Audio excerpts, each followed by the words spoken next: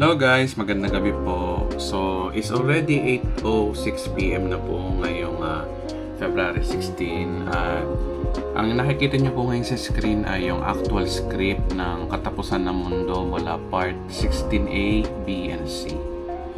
Pagpamuman nyo na po, ngayon lang po natapos ang script na to. No, makikita nyo, meron akong script dito, mahaba po yan.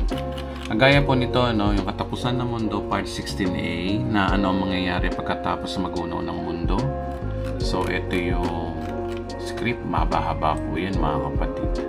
Ngayon lamang po ako natapos at nandun din po yung part 16B, ang Bagong Jerusalem, nandito po yung script.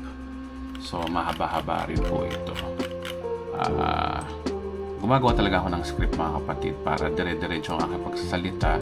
At gawa na rin po ang part 16C script na pinamagat ng lahat ba ng tao sa eternity ay glorified body. So, ayan po yung script. Nagpapatunay mga kapatid na ito kasi yung pinakamatagal yung script. Then after this, I'm going to make record my audio, my video, then edit the video. Ganun po siya katagal. So, probably, expect natin to na makapag-upload ako ng 3 by Premiere mula siguro March na mga kapatid.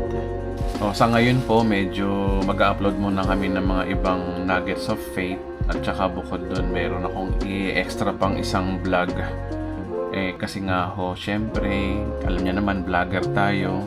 Kailangan mag-upload ng video, kailangan kumita ng konti para nang sa ganun ay masustain ang aming mga pangangailangan din.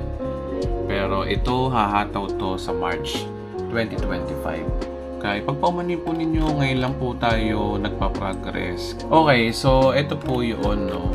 At possible na ma-upload to first week of March at buong March ang Katapusan ng Mundo part 16 series.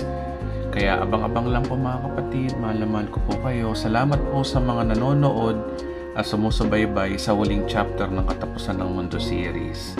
At nananampalataya ako na ito ay magsisilbing magandang inspirasyon para tayo ay magpatuloy pa ho sa Panginoon.